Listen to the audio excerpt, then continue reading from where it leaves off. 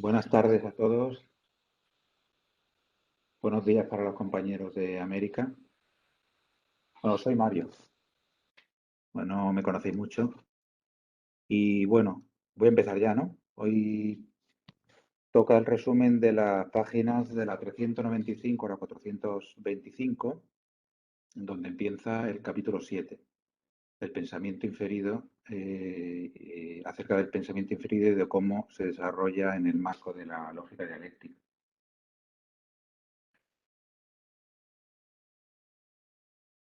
Bueno, dado que en el capítulo este, Rosenthal, bueno, como en los demás, se apoya bastante de forma intensiva en las diversas formas del pensar, al principio de leer el capítulo me hice una sencilla recapitulación de las formas del pensar,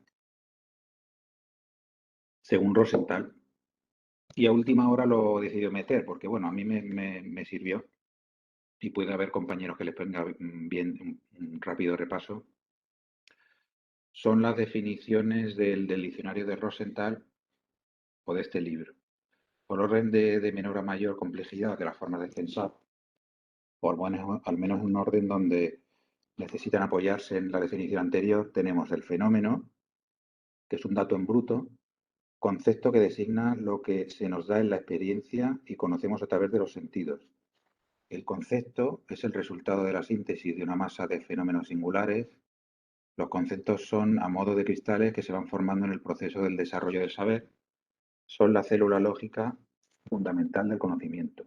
El juicio se expresa en el lenguaje en forma de proposición, por ejemplo, la rosa es roja, es la forma de pensar que refleja la conexión objetiva de aspectos singulares de los objetos y los fenómenos.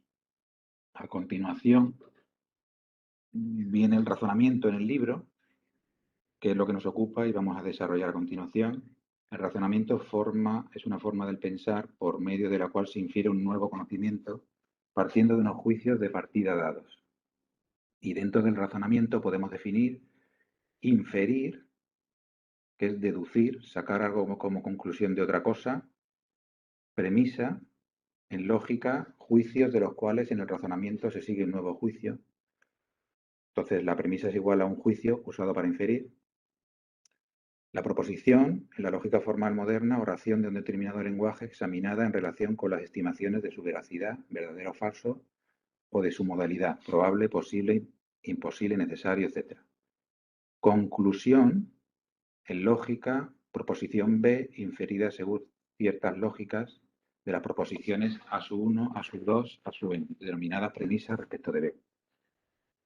Y se usan de forma sinónima conocimiento inferido, conclusión, cognición científica, razonamiento. Vale, pues empezamos con el primer punto del capítulo, esencia del problema. Bueno, empieza definiendo el razonamiento. El razonamiento es la forma del pensar por medio de la cual se infiere un nuevo conocimiento partiendo de unas premisas dadas. Se trata de una conexión de juicios sujeta a ley, de la que nos valemos para llegar a conclusiones acerca de las cosas. Entonces, esa conexión de juicios sujeta a ley parece que es el núcleo del pensamiento inferido, el motor del pensamiento inferido, ¿vale? A continuación dice que la estructura y esencia del razonamiento son más complejas que las de los conceptos y juicios porque en el razonamiento utiliza los juicios y conceptos, entre otros, para descubrir la esencia de los fenómenos y por otras cosas que vamos a ver a continuación. Bueno, esta descripción celular, ¿vale? He hecho un pequeño esquemita aquí, del pensamiento inferido, donde partiendo de unos juicios o premisas se concatenan los juicios y se extrae una conclusión, esta descripción celular, no es absoluta, no se da de forma aislada y pura, y no siempre conceptos y juicios preceden los razonamientos, porque todas las formas del pensar están indisolublemente ligadas entre sí, entrelazadas. El concepto científico y el juicio se forman como resultado de una gran cadena de razonamientos y a su vez el razonamiento parte de muchos conceptos y juicios. Se viene a decir que en realidad todo pensamiento inferido está como como inserto en una red de conclusiones, conceptos y juicios concatenados, ¿vale? Nunca se da de forma aislada. Pero bueno, para el estudio, desde luego que es útil, porque la definición creo que es indudable, ¿no? Rosenthal le da importancia a explicar que el razonamiento tiene una estructura más compleja que los juicios y los conceptos. Dice que el razonamiento en el plano lógico es una forma más compleja de pensar que los conceptos y juicios, pero no en el plano histórico ni genético. Supongo que con esto último quiere decir que el razonamiento siempre ha coexistido con los conceptos y juicios, y ninguno de ellos es anterior en la historia del conocimiento humano. En el libro también se decía lo mismo respecto de los conceptos y los juicios, que ninguno era anterior al otro. A continuación, Rosenthal trata de demostrar que el razonamiento es una forma más compleja que los conceptos y juicios. De esto cabe convencerse examinando el problema capital del conocimiento, que es la correlación entre lo singular, lo particular y lo general. En el concepto, lo singular y lo general se hallan unidos, se refleja la esencia sintetizada de un conjunto de fenómenos, aunque es insuficiente para el descubrimiento de los nexos entre lo general y lo singular. En el juicio, en cambio, lo singular se separa de lo general y se descubren las contradicciones. Y en el razonamiento, el movimiento de lo singular y lo general alcanza una nueva forma más compleja desde el punto de vista lógico, porque en el razonamiento los juicios se unen de manera que se infiere una conclusión con carácter necesario. Entonces, lo singular y lo general vuelven a unirse, pero esta vez con dos fenómenos mediatos. Por ejemplo del electrón y la conciencia humana. El juicio 1 sería el electrón es una clase de materia, el juicio segundo, la materia es una realidad objetiva que existe independientemente de la conciencia. Conclusión, el electrón es una realidad objetiva que existe independientemente de la conciencia. Lo que yo entiendo es esto, que dos juicios de dos ámbitos separados, por eso dice inmediato, como es la conciencia humana por un lado y el electrón y la materia por otro, se relacionan en una conclusión. Por eso es una forma más compleja del pensar, tanto en su estructura como en su esencia. Esto es lo que yo entiendo aquí. Pero ahora hay una frase, en medio hay una frase que creo que está equivocada, al menos yo no lo entiendo. En la página 397 arriba, refiriéndose al razonamiento, dice, se trata de una unidad interna, sujeta a ley de la conexión objetiva de los fenómenos. Yo según entiendo aquí que debería decir externa, porque es de dos juicios mediatos en ámbitos separados, que son la conciencia por un lado y la materia por otro. Pero bueno, si alguien lo entiende, me lo puede explicar, porque yo eso de que es una unidad interna en la conclusión, pues no lo entiendo muy bien. Bueno, y esta es la explicación en donde se trata de demostrar que el razonamiento es una forma más compleja y elevada del pensar que los juicios y conceptos. Bueno, yo pienso que la definición en sí misma del razonamiento como concatenación de juicios con el que se lleva a un nuevo conocimiento ya se podría extraer de aquí de forma trivial esta conclusión y quizá no sería necesaria esta demostración o quizá yo no la entiendo muy bien, ¿vale? Bueno, seguimos. En la lógica formal no investiga la correlación del movimiento ni contradicciones en las relaciones entre lo singular y lo general. De esta investigación se ocupa la lógica dialéctica. Sin embargo, la investigación del problema de la inferencia bajo la lógica dialéctica no estriba en rellenar de contenido dialéctico la estructura de un razonamiento formal.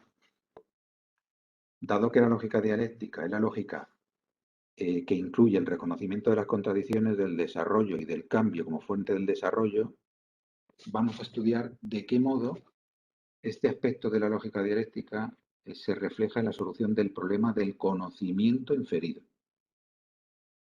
Se reflejará en el procedimiento de inferencia, en el desarrollo del razonamiento, en la conclusión. Influirá en la demostración de veracidad de las conclusiones, en los criterios. Los detractores de la lógica dialéctica niegan toda posibilidad de llegar a conclusiones firmes sobre la base del principio del desarrollo y cambio.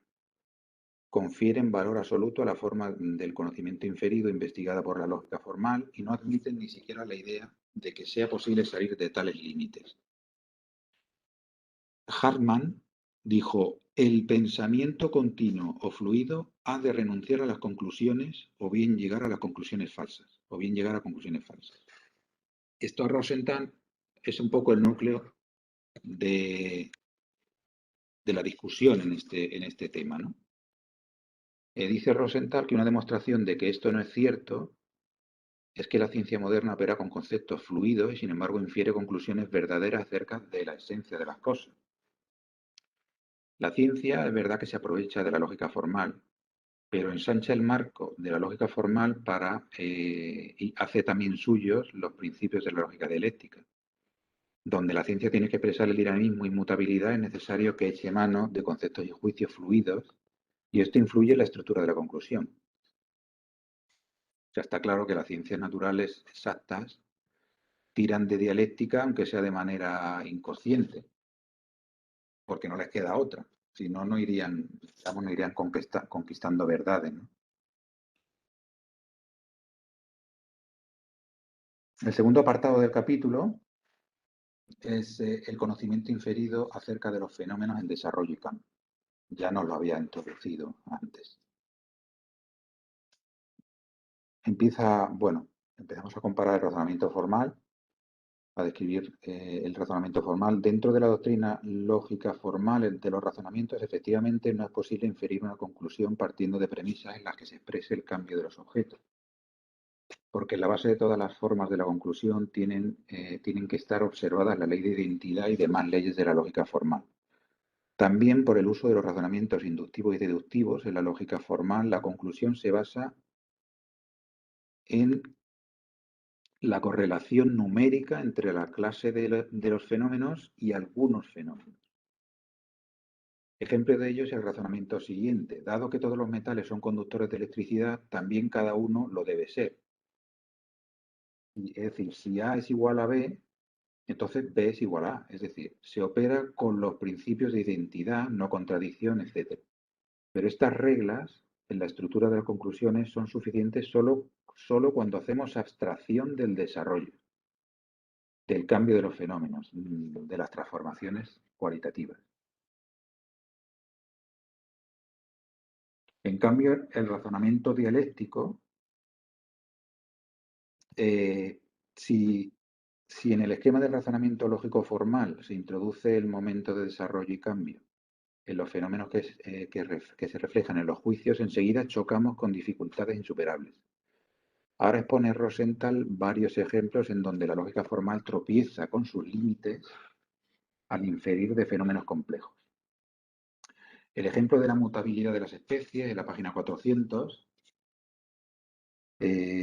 dice: si hacemos extensivas las propiedades de una especie animal o vegetal al individuo, cerramos el camino para el conocimiento de la evolución de las especies, de la cual se sabe que las transformaciones comienzan en unos individuos a los que cierta mutación les ayuda a adaptarse a cambios en el medio, con nuevos caracteres esenciales que no son idénticos a las propiedades de la especie en su conjunto.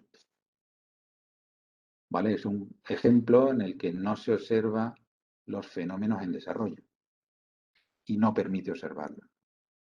Otro ejemplo, el ejemplo del vino añejo de David Ricardo, la página 402. Ricardo dice que para la producción de un vino se gasta cierto trabajo, pero luego el vino permanece en la cava durante unos años y se le añade nada o muy poco trabajo al trabajo inicial. Entonces, si inferimos el precio de venta del vino añejo teniendo en cuenta la ley del valor, la conclusión debería ser: el precio del vino está determinado por la cantidad de trabajo necesaria para la producción. Pero Ricardo reconoce que esta conclusión contradice la realidad, pues el vino añejo se vende, bueno, vino añejo o reserva, ¿no? Como le llamamos aquí, se vende a precio mayor al de sus costes de producción. Entonces establece que existen excepciones en la ley del valor, pero Ricardo mantiene la validez de la teoría. Sin embargo, Mill y otros economistas vulgares emprendieron el camino de negar la ley del valor, siendo esta la consecuencia lógica que aduce Marx en su teoría de la plusvalía, donde critica que Mill intenta conferir a la teoría de Ricardo un carácter formalmente lógico. Mill declara que el tiempo en el que el vino permanece en la cava, este absorbe trabajo, por lo que el tiempo crea valor. Hay que decir que Marx no se oponía al uso de la lógica elemental al formular los razonamientos. El reproche a Mill venía de intentar aplicar las reglas lógicas más simples a problemas complicadísimos. Así lo dice Rosenthal. Es decir, lo que viene a decir Marx es que en un caso, por ejemplo, como el de la conductividad de los metales que hemos comentado antes, la lógica formal es aplicable de forma suficiente porque, bueno, digamos que porque la precisión que se le pide al resultado es suficiente. Porque decir que solo los metales son conductores, bueno, luego puede aparecer alguien que diga, oye, ¿y por qué puede caer un rayo en un árbol? ¿O por qué cuando uno va descalzo y mete los dedos en un enchufe te electrocutas? Bueno, pero dentro del ámbito de la facilidad de conductividad es suficiente, ¿no? Aplicar la lógica formal a la conductividad de los metales. Entonces, lo que ocurre es que cuando se trata de fenómenos complejos en desarrollo, no puede haber una identidad completa entre lo general y lo singular. Dice Rosenthal que para inferir acertadamente de la ley del valor los precios hay que analizar las condiciones concretas de la producción capitalista, es decir, el mecanismo del beneficio medio, el por qué son inevitables semejantes divergencias entre valor y precio. Bueno, además, Mill y Ricardo, supongo que la ley de los precios, la transformación de la ley del valor en la ley de los precios, creo que no la contemplaba. Ahora viene otro ejemplo. Iba a saltarme ejemplo, pero yo creo que estamos ante, bueno, son interesantes, cada uno es un poco diferente y creo que son importantes, ¿no? Yo voy a comentarlos todos, los que aparecen aquí en esta parte. El ejemplo de Plejánov y la Revolución Rusa de 1905, que está en la página 404, es otro ejemplo de cómo mediante un silogismo formalmente lógico se intenta resolver problemas complejos. Se pueden establecer estas premisas. Premisa 1. La Revolución Rusa de 1905 era de carácter democrático burguesa. Premisa 2. La fuerza motriz de las revoluciones burguesas es la burguesía. Conclusión. La burguesía es la fuerza motriz de la Revolución Rusa. En esto se basó luego para establecer la táctica colaboracionista con la burguesía.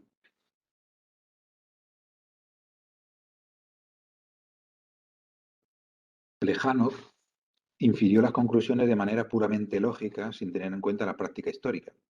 Efectivamente, revoluciones anteriores habían sido movidas por la burguesía, pero en 1905 se daban nuevas condiciones históricas de la época imperialista. Él efectuó directamente el razonamiento de lo general a lo particular con una ley general de las revoluciones, bueno, que estaba ya obsoleta, ¿no?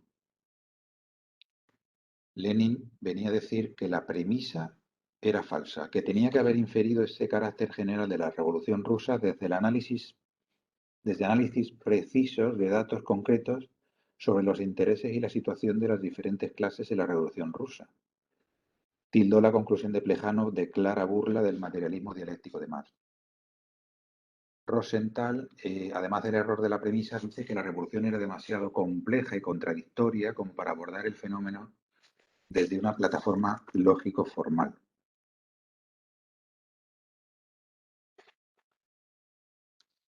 Y bueno, y al contrario, dentro del mismo ejemplo, si al analizar las revoluciones de 1905 y febrero del 17 se induce que la burguesía no es capaz de constituir la fuerza motriz de las revoluciones burguesas, nos conduciría de nuevo a error inferir de manera formal para revoluciones burguesas en países coloniales o semicoloniales.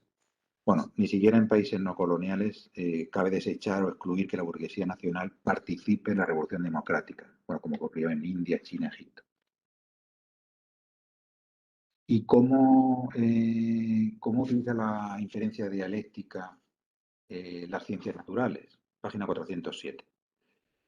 Las ciencias naturales ya parten del reconocimiento de la heterogeneidad cualitativa de los fenómenos y leyes de la naturaleza. Por tanto, las leyes de la ciencia son válidas para explicar ciertos fenómenos, pero no para otros. Por esto, en ciencias naturales, la dirección principal del conocimiento estriba no tanto en inferir con premisas dadas, cuanto en investigar de manera concreta los nuevos hechos, generalizarlos mediante nuevas teorías. Algún científico ha dicho que lo que hace avanzar a la ciencia no son los hechos que se ajustan a teorías ya comprobadas, sino los que entran en contradicción con ellas y exigen nuevas generalizaciones. Tal es la particularidad del desarrollo del conocimiento científico. Si se hace al contrario, pueden darse grandes fracasos como la explicación mecanicista del mundo de los siglos XVII y XVIII. Y a partir del siglo XIX, por ejemplo, se produjo un gran movimiento de la ciencia por la necesidad de explicar las partículas subatómicas, la radiactividad y otros, a través del estudio concreto de fenómenos concretos antes desconocidos y no mediante deducción de leyes existentes.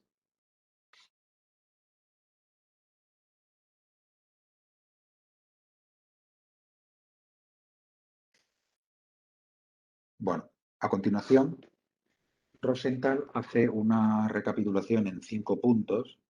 Son 6 puntos, pero la verdad que el punto 5 es un ejemplo. Entonces, hace una recuperación de los rasgos del pensamiento inferido y la lógica dialéctica. Esto va de la página 409 hasta el final, hasta la 425. Entonces, el punto número 1 compara el pensamiento inferido y la lógica formal con la lógica dialéctica. Dice, el pensamiento inferido a la lógica dialéctica, la lógica formal, perdón, estudia la estructura y forma en la que las proposiciones se siguen de otras y en los requisitos formales de la conclusión. Lo importante es la estructura y la forma y velar por la observación rigurosa de reglas formales que aseguren la consecuencia lógica del pensamiento, es decir, la obligatoriedad de la conclusión. Lo de la obligatoriedad de la conclusión lo nombra varias veces y yo pienso que siempre se refiere a la lógica formal. Pero bueno, la verdad que la lógica dialéctica también creo que le da obligatoriedad a las conclusiones, ¿no? Quizás no de una forma tan abocada, tan inequívoca o tan matemática, pero bueno. Y además no se preocupa la lógica formal en el pensamiento inferido de la selección y contenido de las premisas. Sin embargo, en el pensamiento inferido, en la lógica dialéctica, se preocupa de precisar los procedimientos, los recursos y las leyes de investigación que permiten que se refleje verídicamente el contenido de las cosas examinadas, admitiendo y afrontando que la realidad es compleja. Busca la representación más adecuada y fiel del contenido de los fenómenos. Entonces se preocupa sobre todo del contenido de los juicios y la verdad de la conclusión. Pero el dar gran importancia al contenido no deja de hacer necesaria la observación de procedimiento y de recursos lógicos, porque no se puede dar una escisión entre la forma y el contenido. En el rasgo segundo, necesidad del historicismo, le he llamado yo a este punto. El principio del historicismo figura en la base de la doctrina dialéctica, primero porque únicamente el análisis de los fenómenos objetivos desde el punto de vista de su desarrollo y cambio permite llegar a una conclusión acertada sobre la esencia de los fenómenos. Y segundo, porque la conclusión no constituye algo preparado que aparezca de golpe de forma invariable, sino que la misma conclusión posee su historia. O sea, debe poseer su historia. Se desarrolla de unas formas a otras, desde poco profundas, externas, superficiales, hasta otras progresivamente más profundas y esenciales. Los positivistas lógicos, ¿qué dicen? Bueno, a mí los positivistas lógicos, cuando los nombra a menudo Rosenthal, porque, bueno, para armar la argumentación, ¿no? Pero a mí muchas veces de los positivistas lógicos me cuesta trabajo pensar que tal como lo describe Rosenthal, tal como describe Rosenthal su forma de pensar, que haya gente que realmente piense así, ¿no? Dice Wittgenstein que de una situación de las cosas no puede inferirse la existencia de otra situación completamente distinta a la primera. Es decir, que no sirve de nada conocer el historial de un fenómeno reflejado en un juicio. Es imposible inferir por el raciocinio un estado de cosas de otro estado de cosas. Rosenthal hace una contracrítica causal historicista muy buena. Dice, la dependencia causal existe en todas las cosas. Sus estados proceden de otros estados siempre. Los fenómenos objetivos se infieren unos de otros. Y el estado de desarrollo constante de las cosas da lugar a cambios cualitativos en sus nuevos estados. Un ejemplo que ilustra esta tesis es el de las cosas dadas. Las cosas dadas, la descripción que da Rosenthal en relación con la cognición, dice, su estado cualitativo suele ser tan peculiar, se presenta a la mente hasta tal punto escindido de su conexión natural con los fenómenos que la rodean, que el pensamiento se detiene ante ellas como ante un enigma insoluble. Por ejemplo, las especies orgánicas eran tenidas por inmutables, dadas de una vez para siempre. Pero esta tesis fue impugnada y a través de la investigación se llegó a la conclusión de que las especies son fruto de la evolución. Están en constante evolución. Otra cosa importante que remarca Rosenthal, que a mí me llama la atención, es que llega a condicionar el carácter científico de una conclusión sobre una cosa dada. Dice sobre una cosa dada, no sé si también lo dice en general, ¿no?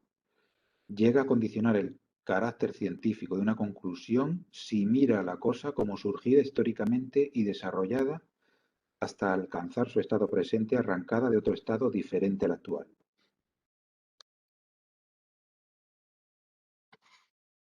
Por ejemplo, conclusión acerca de la esencia del dinero de Carlos Marx. Aquí entonces se trata un poco al dinero como una cosa dada. Marx ve claro por dónde empezar para inferir acertadamente cuál es la esencia del dinero. Escribe Marx: hay que comprobar la génesis de esta forma monetaria, o sea, seguir el desarrollo de la expresión del valor de las mercancías desde su origen más simple, menos perceptible, hasta la deslumbrante forma monetaria. Con ello desaparecerá el enigma del dinero. En el punto 6, luego se ve este ejemplo también. Entonces, lo voy a pasar un poco. El punto 3 de los rasgos del pensamiento inferido de la lógica dialéctica es remitirse al hacer práctico. Si la lógica dialéctica presta especial atención al examen del contenido de los conocimientos y a su expresión, se comprende que sin tener siempre en cuenta la práctica, los hechos reales, es inconcebible que se obtengan conclusiones verdaderas acerca de las cosas. Es necesario analizar las condiciones concretas que dan origen a las correspondientes transformaciones de la realidad. Esta es una de las principales diferencias con la lógica formal, la cual es predominantemente analítica, infiere desde proposiciones dadas sin atenerse de manera directa a los hechos.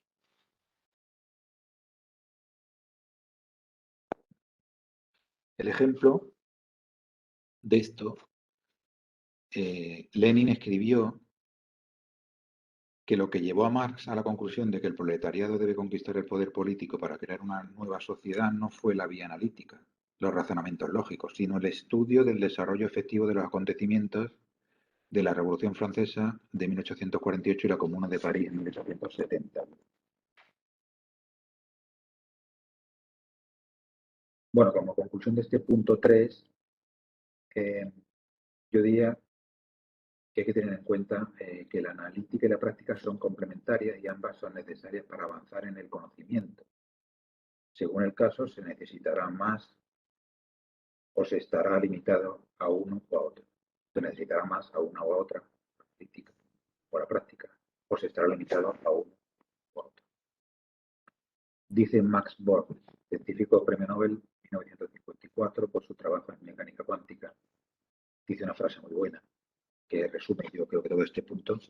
Dice, una nueva teoría constituye una síntesis gigantesca de una larga cadena de resultados experimentales y no de una oscilación espontánea del cerebro. La característica cuarta dice, ¿existe una forma especial de razonamiento sobre la base de los principios de la lógica dialéctica? ¿Es posible generalizar esos principios mediante algún esquema de razonamiento como tiene lugar en la lógica formal? La respuesta es no. Un esquema similar al que tiene la lógica formal es dudoso que resulte posible ni necesario. Sí podemos tomar los principios y leyes lógicos del conocer de la lógica dialéctica que permiten inferir conclusiones científicas acerca de complejos fenómenos en desarrollo, como son el principio histórico, un circunstanciado análisis del variable quehacer práctico, análisis concreto de hechos concretos, investigar las contradicciones y tendencias del desarrollo, es decir, de todo cuanto definimos como principios y leyes del pensamiento dialéctico. Pero, remarca Rosenthal, estas leyes sirven de principios rectores para abordar el problema de la inferencia. Es decir, no se puede establecer un procedimiento, ¿no? Digo yo que porque cada caso tiene una estructura y complejidad diferente. Pero la lógica dialéctica reconoce y utiliza el marco del pensamiento de la lógica formal. Por ejemplo, formas inductivas, deductivas de razonamiento, y es considerado imprescindible para entender las conexiones entre lo general, lo particular y lo singular. Por medio de tales formas, la mente, es decir, de la forma analítica, la mente va de lo conocido a lo desconocido y hace importantes conclusiones de cosas aún desconocidas.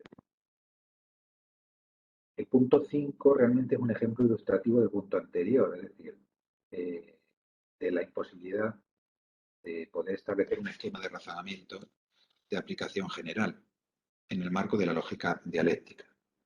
Y esta vez es un ejemplo de acierto.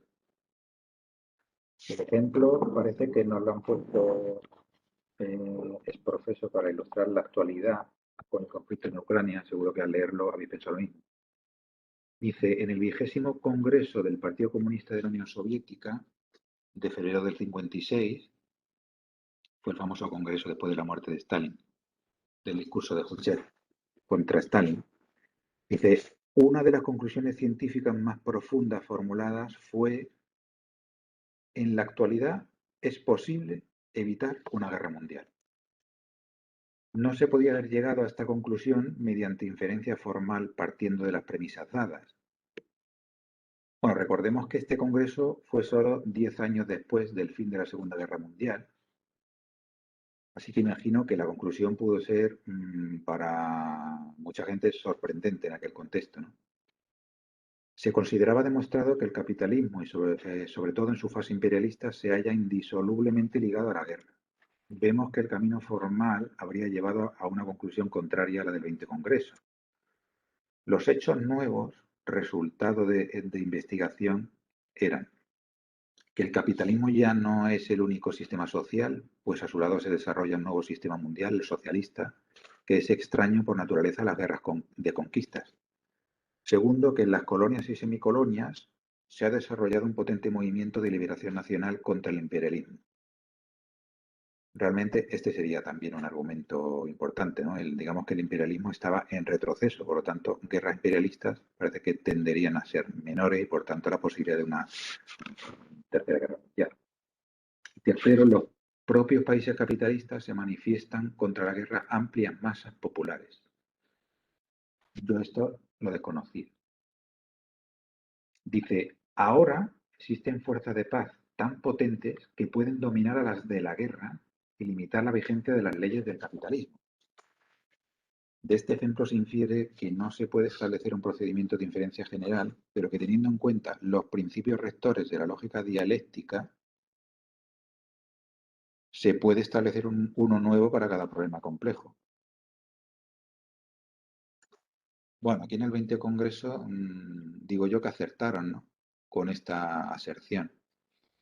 Además, se puso a prueba esta conclusión poco tiempo después con la crisis de los misiles de Estados Unidos desplegados en Turquía e Italia, en el 58 y un poco más adelante con el despliegue de misiles soviéticos en Cuba en el 61, tras el intento de invasión de Estados Unidos a Cuba. Desde luego que ahí estuvo a punto de, bueno, por lo menos se puso a prueba, ¿no? la conclusión. Y la última característica, sexta, del pensamiento inferido de la lógica dialéctica, es que una vez inferida la conclusión, ¿qué criterios aplicar para determinar si la estructura de la conclusión es o no correcta? Ya hemos visto que para inferir, es decir, una vez hecha la conclusión, se puede establecer un poco un procedimiento, aquí sí, para, bueno, para ver si la conclusión es o no dialéctica, si cumple o no, ¿vale? Entonces, para inferir ya se ha visto que hay que observar cosas como se tienen en cuenta el carácter variable de los fenómenos y por ende el carácter relativo de los conceptos y juicios, se observa el principio del análisis concreto de los hechos, se sitúan los fenómenos en determinados límites históricos, etc. Significa esto que para comprobar la corrección estructural de la conclusión se puede seguir el mismo camino por el que avanza el conocimiento, pero al revés, claro. Además, Rosenthal expone dos comprobaciones adicionales. Primero, tiene valor demostrativo el hecho de que en las formas del pensamiento se reflejan la historicidad del desarrollo de los fenómenos estudiados, es decir, que haya paralelismo entre la evolución del razonamiento y la evolución de la realidad objetiva. Un ejemplo muy claro es el ejemplo de inferencia sobre la esencia del dinero, donde la premisa 1 podría ser: se intercambian entre sí mercancías que tengan un valor socialmente equivalente. Premisa 2, el dinero es utilizado para intercambiarse con todas las mercancías. Conclusión, el dinero constituye una mercancía especial, expresión del valor de todas las demás mercancías. Vemos que el razonamiento sigue en paralelo que el dinero es el resultado del desarrollo histórico de las formas del valor. Es decir, las premisas 1 y 2 también son dos etapas históricas. Y la conclusión, bueno, la conclusión es el final histórico también del dinero, o por lo menos la actualidad. Las premisas están en concordancia histórica con los hechos, y la conclusión lógica se corresponde con la conclusión histórica, y esto tiene valor demostrativo según Rosenthal. Otro ejemplo similar es el Estado es un órgano de dominio de las clases, de unas clases sobre otras, ¿vale? Donde vemos que la conclusión lógica se forma en rigurosa correspondencia con el devenir histórico de la sociedad. Y la segunda comprobación especial que propone Rosenthal, las inferencias y conclusiones pueden ser demostrativas cuando se apoyan en la práctica, en la experiencia del hombre, en la interacción del hombre y la naturaleza. Bueno, esto está muy directamente relacionado con el punto anterior, porque desde luego sin una comprobación práctica no se puede deducir el desarrollo histórico de los fenómenos. Aquí creo que no pone ningún ejemplo. Bueno, y como conclusión del apartado, Rosenthal dice que queda refutada la tesis de que no es posible formular una conclusión sobre la base de pensamientos fluidos. Al contrario, queda demostrado que sin flexibilidad de conceptos y juicios no es posible reflejar la realidad, ni por tanto abordar acertadamente el problema relativo a la esencia de las conclusiones. De ahí que la doctrina de la inferencia de la lógica formal no sea más que un caso particular del problema, planteado con mayor profundidad y amplitud en la lógica dialéctica. Bueno, pues este es el fin del resumen. Bueno, doy paso a David. Muchas gracias. Un saludo.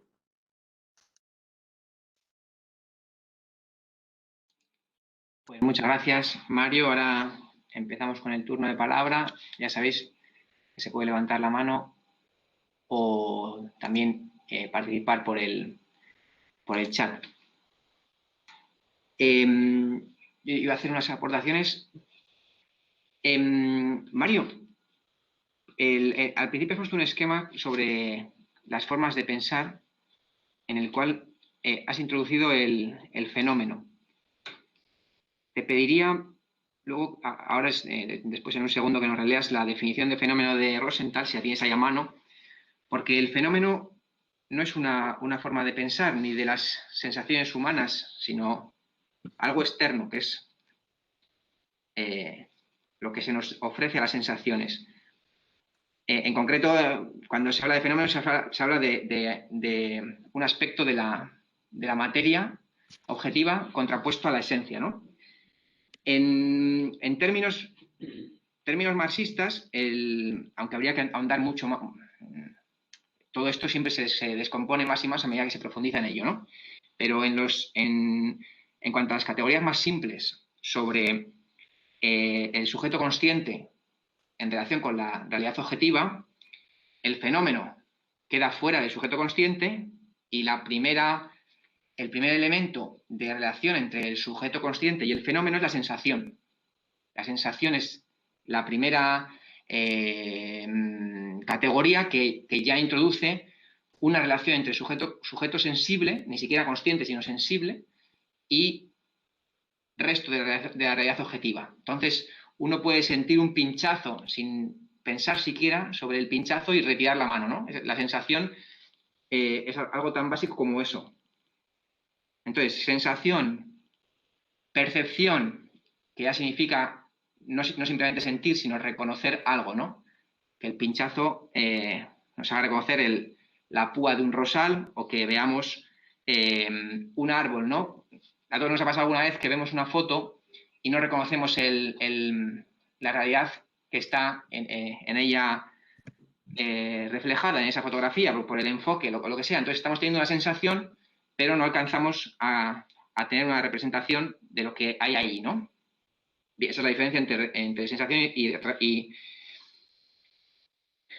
y percepción, perdón, no sé si he dicho representación, entre sensación y percepción, ¿no? Uno ya ha percibido qué es la realidad que está sintiendo. Y luego la representación, que la representación alude a la capacidad humana de figurarse una realidad que ha visto en otro momento, por ejemplo, un árbol sin que tenga el árbol delante, ¿no? Todos podemos hacer un ejercicio, bueno, cuando leemos poesía, ejercemos la representación, o cuando estamos leyendo una descripción de un paisaje en una novela, etc., etc., ¿no? O sea, estamos visualizando a partir de una narración y apoyándonos en toda nuestra experiencia visual previa, ¿no? Vale. Entonces, solo aclarar eso, que el fenómeno habría que retirarlo del campo de las categorías del pensamiento y que las categorías del sujeto sensible y de la sensación, y desde la sensación elevándose hacia el pensamiento, son esas: sensación, percepción, representación, y en el campo específico del pensamiento, que por supuesto se apoya en todo esto, pero va más allá, pues ya tenemos el concepto, y no solamente el concepto, el juicio, el razonamiento, sino pues también los sentimientos, la voluntad, ¿no? Ya otras muchas categorías del pensamiento mucho más complejas, que todo esto habría que explorarlo con la psicología marxista, con Vygotsky, etc. Entonces, si Mario, ¿podrías repetirnos la definición, si tienes literal delante, de fenómeno de Rosenthal? ¿Estáis viendo mi pantalla? Sí. Bueno, sí. Mira, vamos a ver. Lo primero, estoy de acuerdo. Además, yo sabía que esto podía generar discusión, ¿vale? O sea, yo necesitaba una forma del pensar, digamos, más bruta, más simple que el concepto, ¿vale? Y como, bueno, necesitaba, quería yo meterla, ¿vale? Entonces, en la definición de concepto, que es resultado de la síntesis de una masa de fenómenos singulares, bueno, pues la tendencia era poner fenómeno, ¿vale? Y luego busqué en el diccionario de Rosenthal, diccionario soviético, y si no recuerdo mal, en una de las ediciones creo que una de las antiguas, dice concepto que designa lo que se nos da en la experiencia y conocemos a través de los sentidos.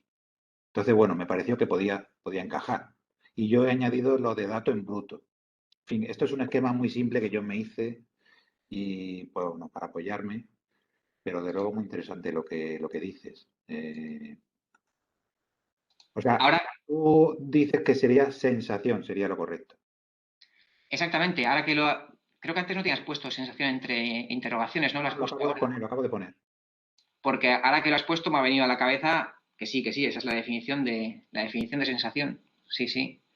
Pues mira en el diccionario, si quieres lo miramos ahora, pero bueno, del diccionario soviético de filosofía, y si no estoy yo equivocado, viene la definición de fenómeno como esto: concepto que designa lo que se nos da en la experiencia y conocemos a través de los sentidos. Bueno, simplemente quería introducir eh, una forma de pensar más simple todavía que el concepto, ¿no? Porque el concepto se basa en eso, en su definición. Es un resultado de de la generalización de fenómenos, ¿vale? Simplemente eso.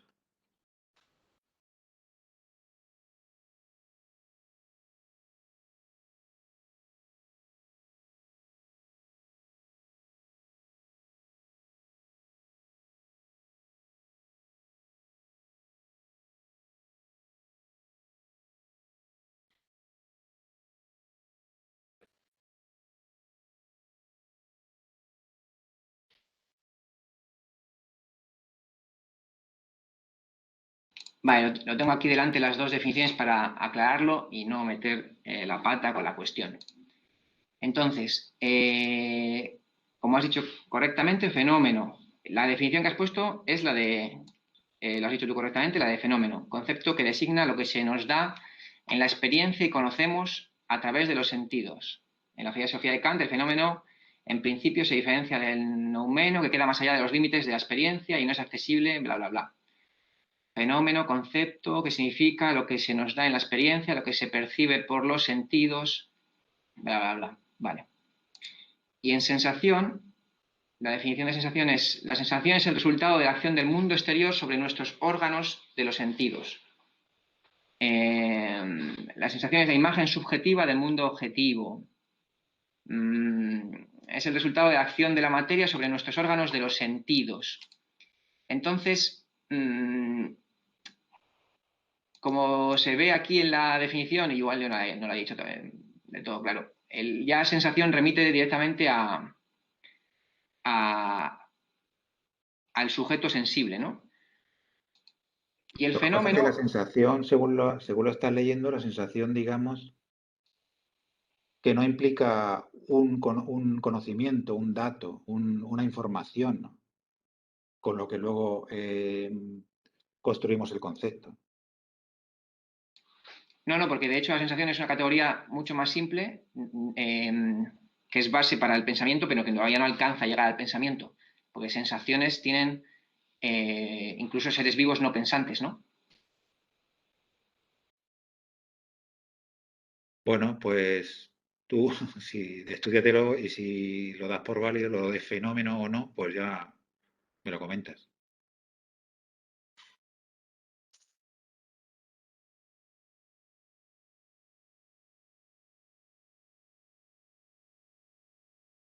No, es que el kit de la cuestión es que la sensación ya remite a lo que dice la definición, ¿no? A la impresión subjetiva de una realidad objetiva, ¿no? Ya, entonces, en la sensación se está hablando de un fenómeno de la interacción sujeto sensible, ni siquiera consciente necesariamente, sujeto sensible o ser sensible y resto de la materia objetiva.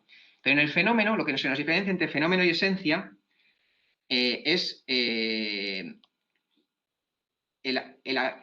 aspecto acabado que tiene la realidad. Y eso es con lo que, sí, con lo que el ser humano se relaciona, ¿no? Con lo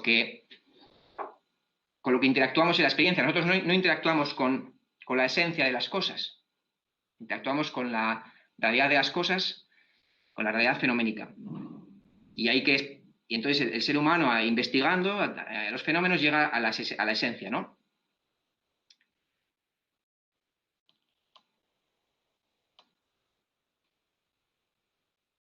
Pero cuando se habla del fenómeno, se está hablando de aspectos de la realidad objetiva. O sea, eso tendrá que desentrañar, el pensamiento tendrá que ir de los fenómenos a la esencia, pero cuando se está hablando de el concepto, del juicio, del razonamiento, igual que cuando se está hablando de la sensación, de la percepción de la representación.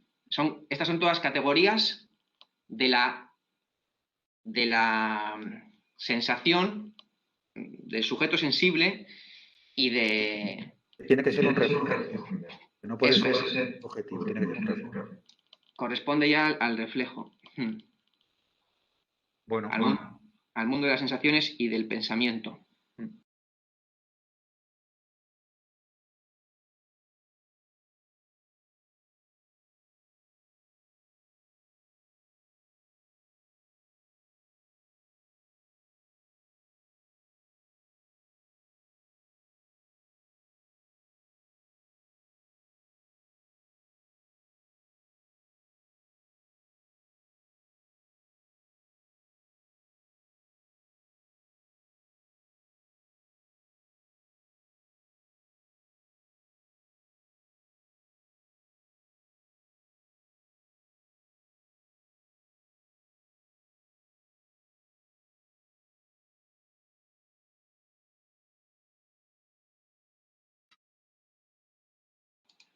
Adelante, Ander.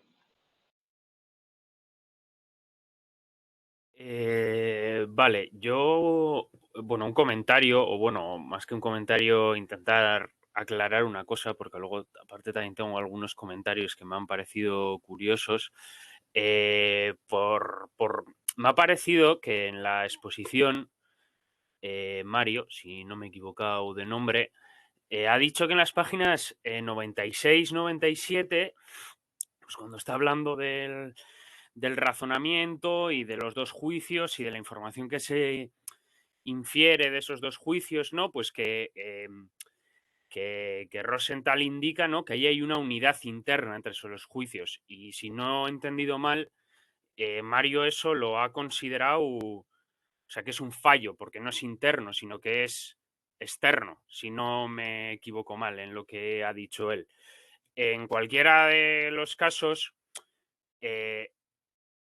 decir que hay una unidad interna entre las dos cosas sería lo correcto, porque bajo mi punto de vista, y bueno, y sobre todo desde el punto de vista dialéctico, porque si nos vamos, por ejemplo, a un punto de vista no dialéctico, y hablando un poco de memoria, porque igual pues esto habría que consultarlo para decirlo con más de rigurosidad, pero por ejemplo, claro, si nos vamos a Kant, por poner del ejemplo un filósofo, las inferencias y los juicios que se emiten sobre cuestiones pues sobre cuestiones singulares, por ejemplo, el electrón como forma singular de la materia, y las inferencias generales que se puedan hacer de dos juicios singulares o dos sustancias generales, singulares, la inferencia que se hace de eso y que de ahí se saca una conclusión general, esa relación en Kant es externa, porque ahí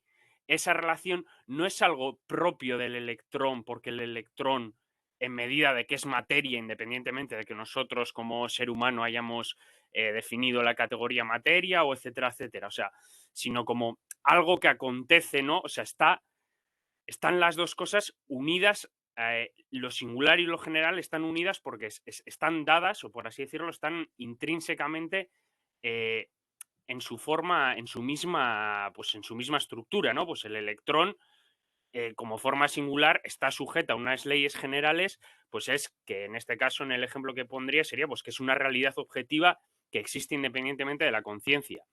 ¿Qué es lo que pasaría, por ejemplo, con Kant o con otros filósofos? O creo que también, por ejemplo, Descartes podría incluso, creo que plantea algo así, pues que de los juicios singulares que hemos inferido a conclusiones generales, eso no es algo intrínseco, interno de esa sustancia, de ese electrón, de esa roca, de ese barco, de esa rosa, de ese animal, sino que hay una tercera parte, que sería la autoconsciencia, es decir, el sujeto externo a ellos, que son las que la relaciona.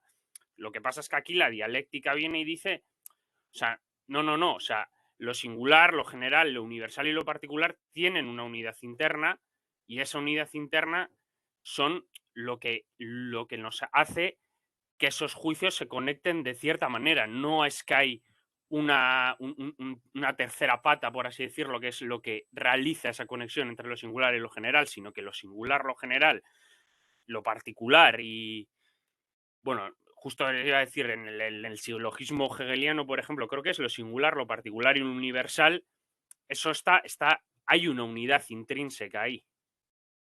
No sé si me he explicado bien o me he ido un poco por las ramas.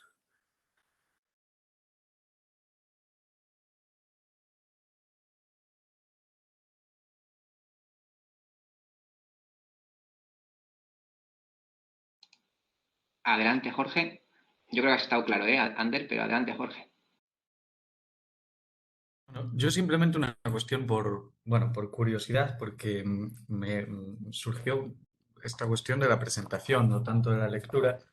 Eh, cuando, cuando quien presentaba comentaba esto de que, bueno, lo que pone aquí, que me cuesta pensar que haya gente que defienda estas ideas, ¿no?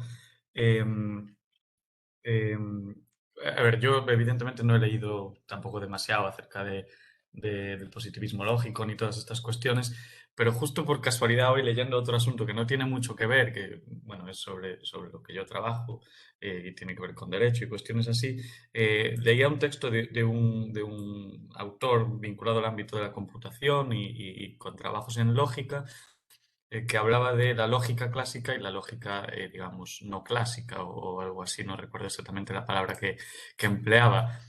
Claro, y lo que él decía, que yo creo que tiene cierto sentido y que tiene que ver con este asunto de que de lo que hay no se puede inferir lo que habrá, por así decirlo, es que la lógica formal clásica no trataba con una gran cantidad de asuntos. Primero menciono algunos de los que él comentaba y luego trato un poco de explicarlo. Él dice, por ejemplo, que la lógica formal no logra, digamos, tratar con argumentos no monotónicos, con el problema de la causalidad, con el problema del tiempo, con el problema de la vaguedad, los estados de las creencias, digamos, la probabilidad, la argumentación, la formación de teorías, el razonamiento basado en casos, etcétera, etcétera. ¿Por qué esto es interesante? Bueno, pues, por ejemplo, la cuestión de cómo deducir de un estado de cosas, el estado de cosas siguiente, tiene que ver con la causalidad. Que yo pueda deducir cuál va a ser la consecuencia de un determinado estado de cosas, se refiere, digamos, me permite deducir cuál va a ser ese estado de cosas después de un determinado tiempo. Pero es cierto que la lógica formal como tal no, entiendo yo que no permite esto. Como mucho permitirá identificar correlaciones. O sea, por ejemplo, una regla lógica puede decir, si una sentencia, el demandado es ruso, la cuantía solicitada es mayor a $1 millón de dólares, tiene que ver con contratos de arrendamientos urbanos y incluye la palabra planta se incluye la palabra planta en uno de los documentos del juicio, digamos que si se dan esas condiciones, el resultado de la sentencia va a ser condenatorio. Claro, no hay una relación de causalidad entre esos hechos y la consecuencia, pero desde el punto de vista lógico, esa regla puede ser perfectamente válida. Puede darse el caso que siempre que se produzcan esos, esos atributos, por así decirlo, se vaya a producir una consecuencia concreta. Claro, eso no quiere decir que en la siguiente sentencia que se utilice el término planta, que sea, se refiere a rusos, etcétera, etcétera, tenga que haber una relación de causalidad y por lo tanto la consecuencia será que la sentencia es condenatoria. No sé si se entiende el ejemplo, ¿no? Pero entiendo yo que la lógica formal parte de una serie de premisas ya dadas y no puede, no necesariamente o no permite inferir consecuencias para conjuntos o situaciones futuras. Lo que este autor viene a decir es que existe una lógica no clásica que se desarrolla, digamos, entiendo, pues en las últimas décadas o lo que sea, que ya incluye estos problemas o, por ejemplo, que permite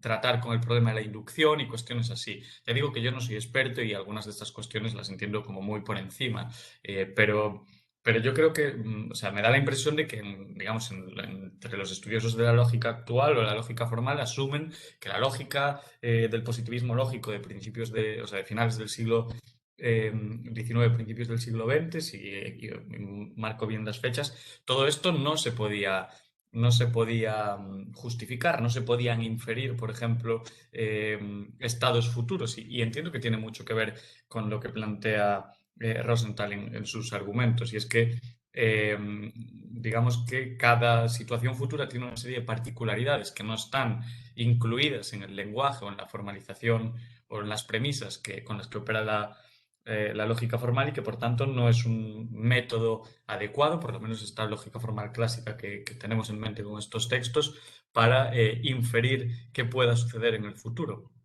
No sé si tiene mucho que ver con las cuestiones tratadas, pero me parece que la conclusión es que los lógicos clásicos, si asumen que la lógica formal es la única que nos permite llevar a cabo razonamientos válidos y no incluye, digamos, pues estas lógicas no clásicas, que yo no sé cuánto tienen o no de lógica formal, pues me parece comprensible que llegasen a la conclusión de que no podemos hablar de lo que pasará en el futuro porque la lógica no nos ofrece argumentos o no nos ofrece, digamos, mecanismos para inferir, digamos, conclusiones futuras, por así decirlo.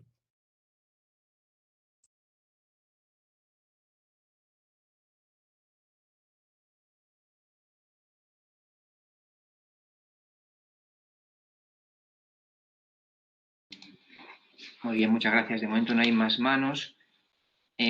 Comentar, añadir a lo que ha dicho Ander antes, que un ejemplo de razonamiento en el que se unen premisas y que al final fracasa y no encuentra la unidad interna y que simplemente ha operado realizando una unidad externa de premisas es el ejemplo que nos pone después de Mill y David Ricardo y el vino, ¿no? Y lo que llama ahí Marx una consecuencia lógica formal.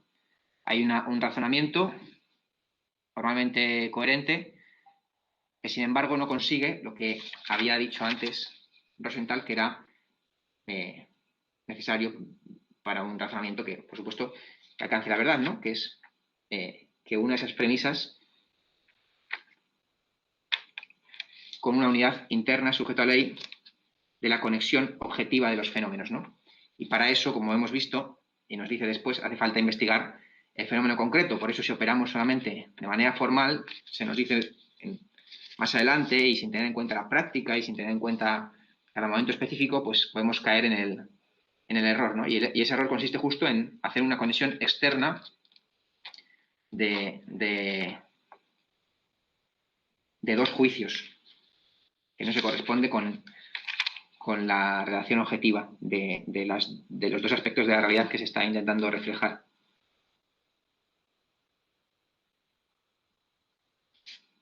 Ha habido, Mario, otro detalle, que bueno, la presentación ha sido muy clara en general, pero simplemente por sacar los detalles posiblemente problemáticos y aclararlos. Ha habido un momento en el que comentabas la cuestión del punto del vino en la página 401. Está hablando Rosenthal sobre la diferencia entre el trabajo empleado para producir algo, ¿no? Que también en otro momento dado, en otro momento en la misma párrafo lo llama gastos reales de trabajo, ¿no? Ahí está hablando de gastos reales de trabajo, ¿no? No de gastos de producción o costos de producción. Porque los costos de producción implican trabajo, materias primas, incluso también gastos improductivos, ¿no?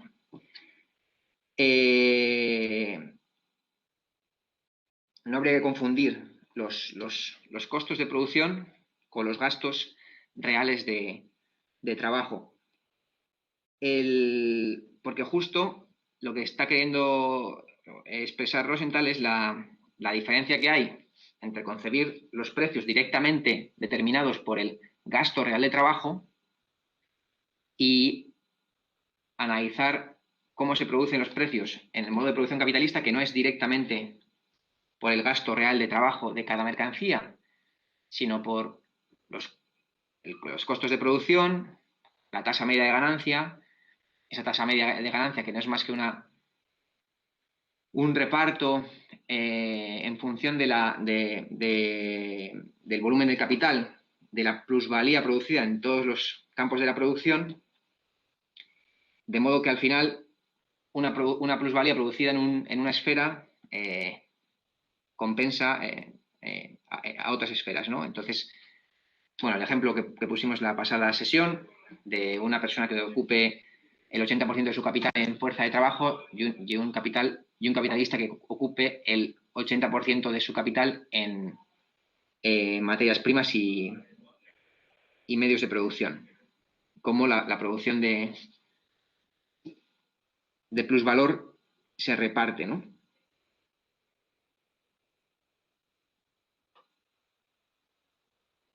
Todo esto tiene que ver, Marx analiza que el capital a la hora de obtener la tasa de ganancia no depende solamente del volumen de capital adelantado, sino de la velocidad de rotación. Entonces, si un capital muy pequeño puede dar X vueltas durante un mes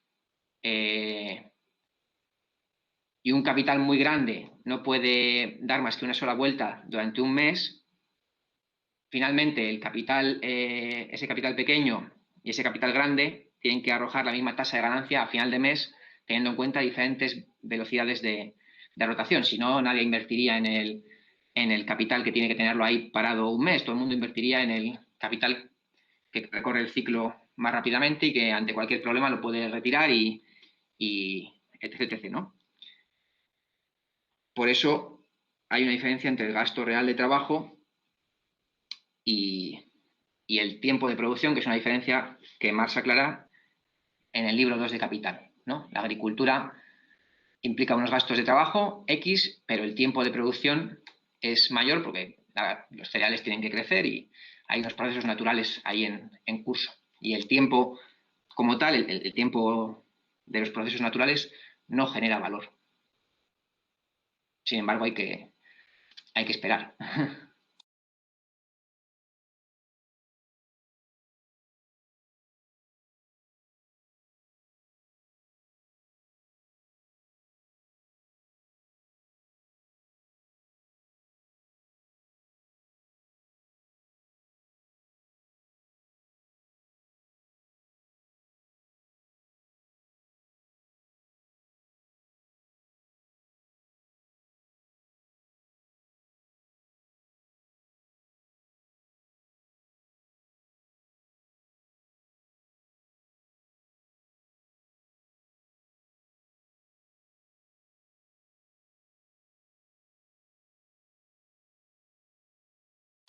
Yo también me parece que el capítulo es especialmente enriquecedor para aclarar qué significa exactamente esa cita de Lenin de que el marxismo es el análisis concreto de la realidad concreta, ¿no?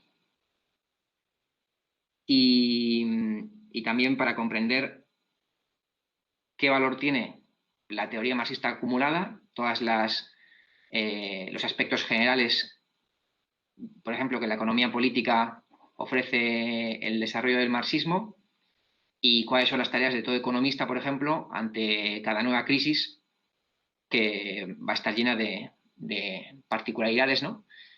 Y cómo entender todo el arsenal de conocimiento acumulado general en relación con el nuevo problema concreto y la nueva investigación que siempre hay que desarrollar ante la nueva coyuntura, ¿no?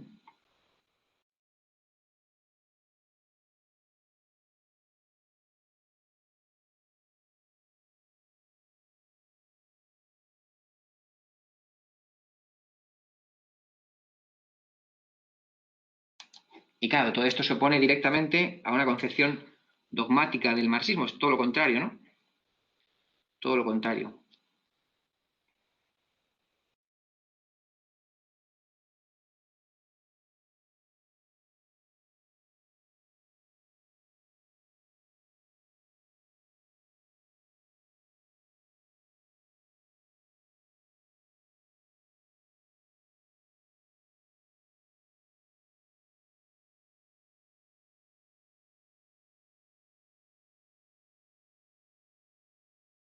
Aquí hay una cosa, cuando está hablando lo de Plejánov, nos dice en la página 405 que se nos puede objetar, en el último párrafo, bueno, el de la mitad, que el error de Plejánov consistía no en esforzarse por atenerse a la consecuencia formalmente lógica, es decir, que su error no era lógico, sino en partir de premisas falsas, por lo que llegó a una conclusión también falsa. Engels mismo había indicado que si las premisas son verdaderas y observamos las reglas del razonamiento, la conclusión es también verdadera.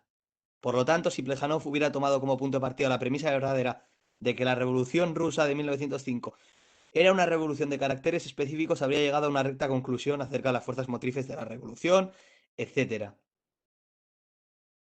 Claro, a mí aquí me cabe la duda porque realmente esta objeción que se le hace me parece que puede ser una objeción bastante acertada, en tanto que Plejánov, cuando plantea que la revolución burguesa tiene que ser llevada a cabo por la burguesía, si llevamos a cabo un análisis dialéctico, es decir, histórico, del recorrido de la revolución burguesa desde 1789 hasta 1905 y vemos que por el camino, sobre todo en el 48, la burguesía pasa a ser una clase reaccionaria y que por lo tanto teme más al proletariado que a la clase feudal, o sea, es decir, que adopta fundamentalmente la vía prusiana hacia el capitalismo en todos los lugares, en el sentido en que no es capaz de dirigir la revolución, al menos dirigirla, sí que sumarse como clase, pero no dirigirla.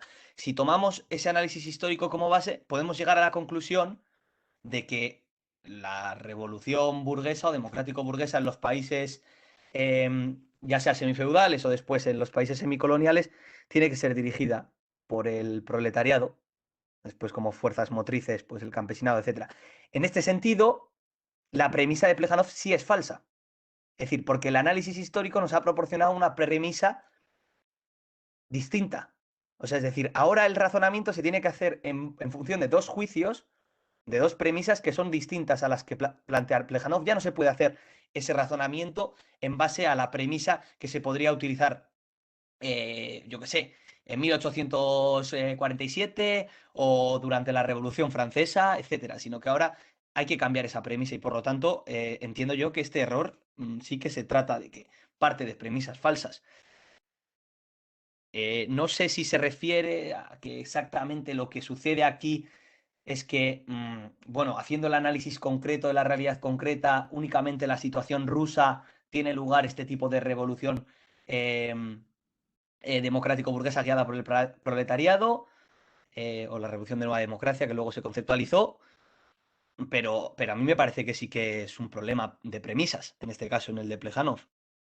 No, no lo veo tan claro en el ejemplo de la guerra mundial.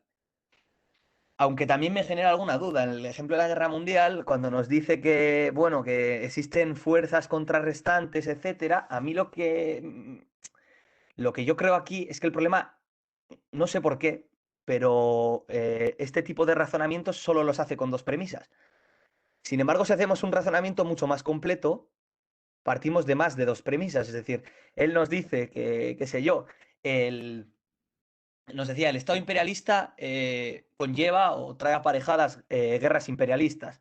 Y nos dice, por lo tanto, si en la actualidad estamos en un estado, en una sociedad imperialista, tendremos guerras mundiales. Y nos dice, bueno, esto no es suficiente porque habría que tener en cuenta otras fuerzas contrarrestantes. Por lo tanto, aquí se le pueden añadir nuevos juicios. Podemos decir, bueno, el Estado imperialista, las guerras son imperialistas y otros nuevos juicios, como pueden ser, dentro del Estado imperialista existen fuerzas que contrarrestan o neutralizan la guerra imperialista, al igual que la ley tendencial del descenso de la tasa de ganancia, existen fuerzas contrarrestantes que también actúan contra esa ley, o más bien tendencia.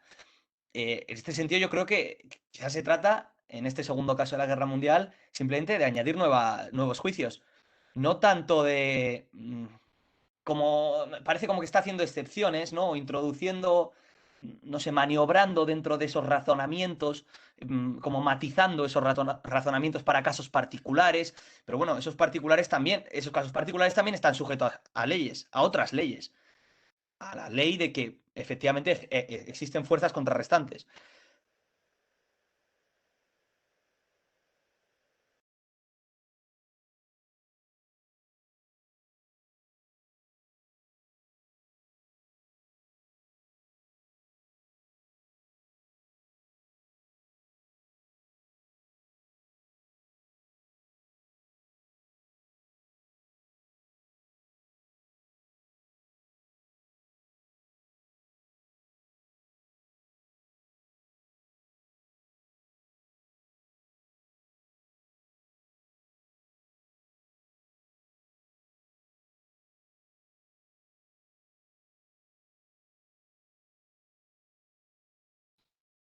¿Sí? Adelante, Enrique, sí. Y me ha parecido muy buena la exposición. Me ha sido muy claro el desarrollo. No tengo una duda, es una reflexión. Estamos estudiando la lógica dialéctica. Estamos estudiando el proceso general, particular de la cognición. Pero la reflexión, que no duda, está en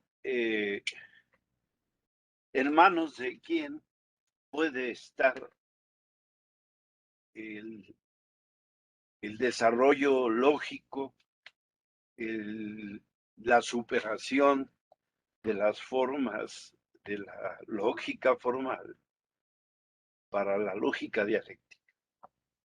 ¿Para qué? Para el cambio social. O sea, ahí es mi reflexión.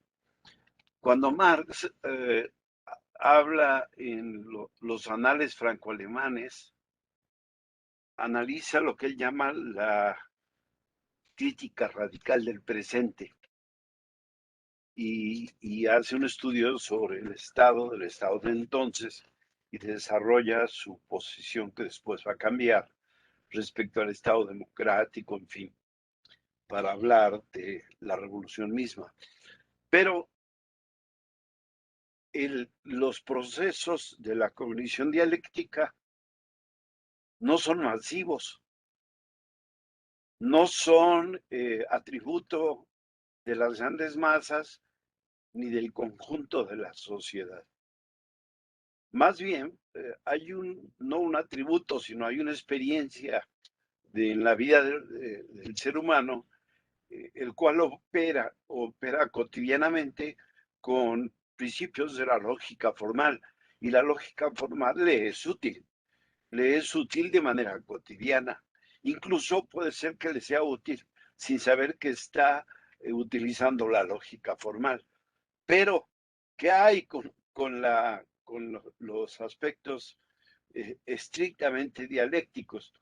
Yo creo que en el caso de Plejano, en lo que Lenin le plantea respecto a su incomprensión del cambio, se da en general en todo el partido bolchevique.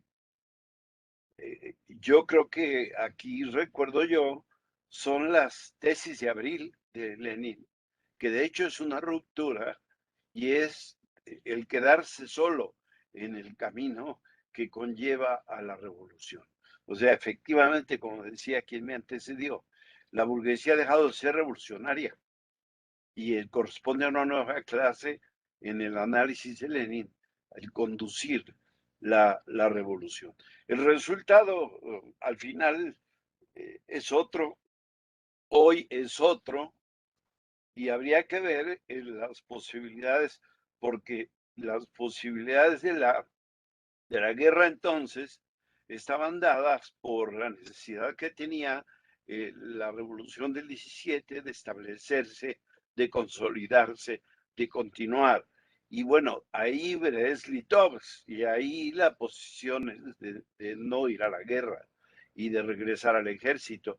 Pero hoy, en el 22, esa moneda está en el aire, aún hoy. Hoy la estamos viendo más claramente. Entonces, ¿qué hay con ese uso del método de la cognición que supera el aspecto formal y cómo está, digamos que es de una capa no universal, sino es sobre particularidades conscientes y organizadas que, por cierto, son muy escasas, creo, a nivel mundial. Es una reflexión y agradezco.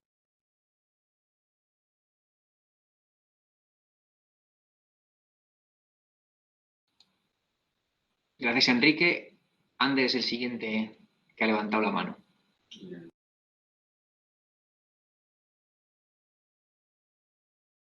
A ver, yo con respecto a lo que ha dicho Adrián, no, sí, Adrián ha sido sí el que ha dicho.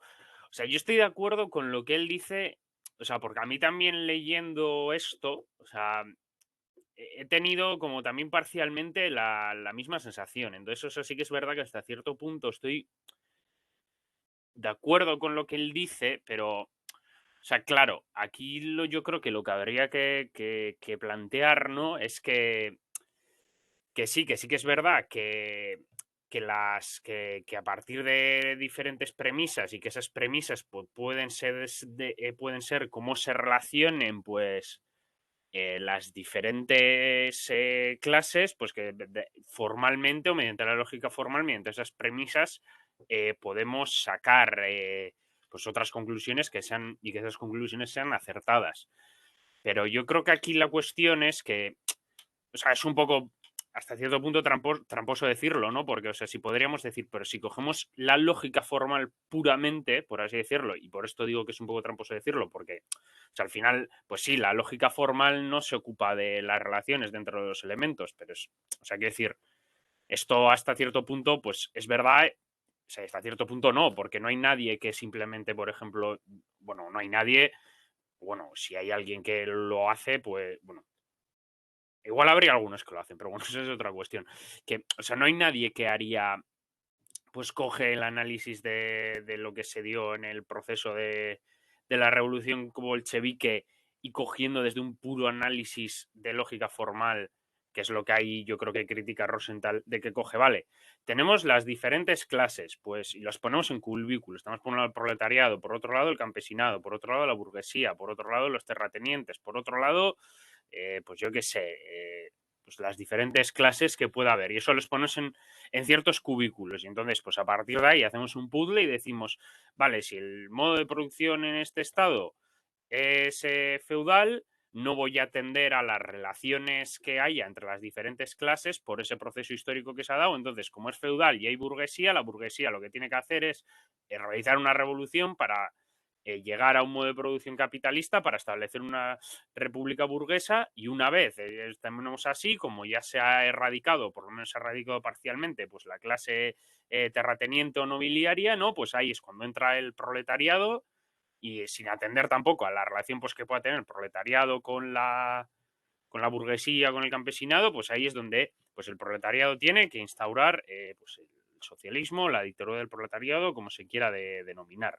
Claro, o sea, eso yo entiendo que es lo que se criticaría la lógica formal desde una manera pura, por así decirlo, ¿no? Que porque no tendría ninguna relación a ninguna relación que hay entre todas las clases, a ninguna esto.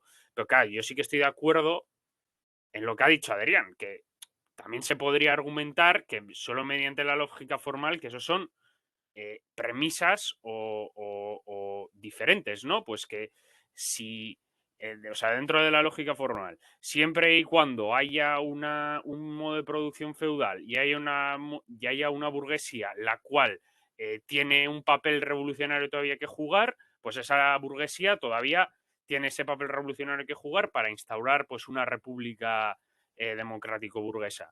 En cambio, si existe una burguesía, o sea, si estamos en el mismo caso, pero esa burguesía ya no tiene, aunque tenga un papel revolucionario todavía que jugar, si esa burguesía no coge ese papel y no actúa como tal y se alinea por miedo pues a una revolución proletaria o una revolución campesina de algún tipo, se alinea con los terratenientes, pues formalmente decir, pues entonces ahí ya la burguesía no tiene un papel revolucionario, tiene un papel pues, reaccionario y ahí pues entraría pues el campesinado, el proletariado, etcétera, etcétera. Entonces sí que es verdad que a mí hasta cierto punto, a mí me parece que aquí Rosenthal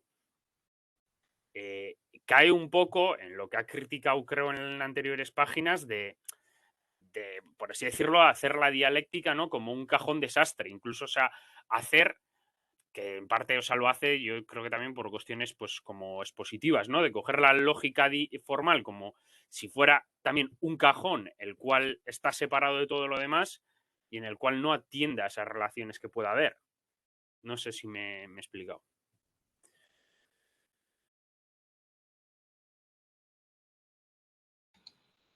Enrique, adelante.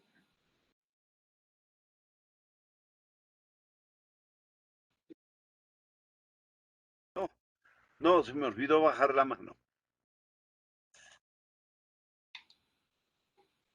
Vale, pues en mi opinión la cuestión está sobre el error, o sea, lo que remite Rosenthal es, estamos ante la inferencia, ¿no? O sea, estamos basándonos en cierto conocimiento existente, llegar a nuevas conclusiones.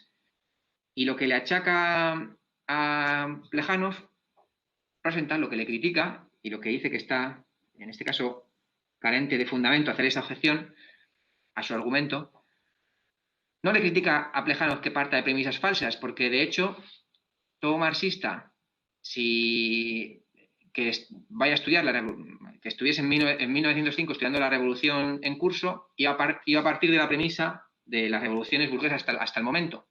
La verdad es que la diferencia fundamental entre Lenin y Plejánov es que Plejánov desarrolla su inferencia a partir del conocimiento heredado de revoluciones previas y Lenin opera de manera completamente distinta. Es identificando las particularidades de la Revolución de 1905, que es lo mismo que vemos que ocurre ante la actual crisis de Ucrania y ante un montón de otros eventos, o lo mismo que hacía Trotsky con la idea de la revolución permanente, ¿no? A partir de una frase de Marx, de una carta de 1850, trasladada a 1920 y tantos, y plantear que aquella frase recoge el curso necesario que debe seguir ya inmediatamente la revolución mundial, ¿no? O lo que llamaba Stalin el talmudismo, es decir, ir a leer los textos como si los textos de Marx y Engels estuviese ya terminada cómo debe realizarse la práctica comunista. Y contra esto, ¿no? Contra esto está la necesidad de análisis concreto. Entonces, cuando te dicen, no, pero es que el problema de Plejánov es que se había confundido de partida. No. Si es que todos vamos a tener un conocimiento incompleto y erróneo de partida. El problema es cómo, desde ese punto de partida, que era en ese caso muy similar el de Marx y, o sea, el de Lenin y el de Plejánov, porque ambos conocían de pe a pa la obra de Marx y Engels, es ¿qué hacemos cuando sobre la base de este conocimiento? ¿Cómo operamos en relación con la realidad? Con el estudio de la realidad para comprenderla, sacar conclusiones y orientar la práctica. Por eso, creo, en mi opinión, carece de sentido esta objeción. Si es que eso no... La cuestión no está ahí. No está en que Plejánov se equivocaba al inicio. Plejánov se equivocaba en toda su forma de abordar la cuestión. Hay que abordarla dialécticamente.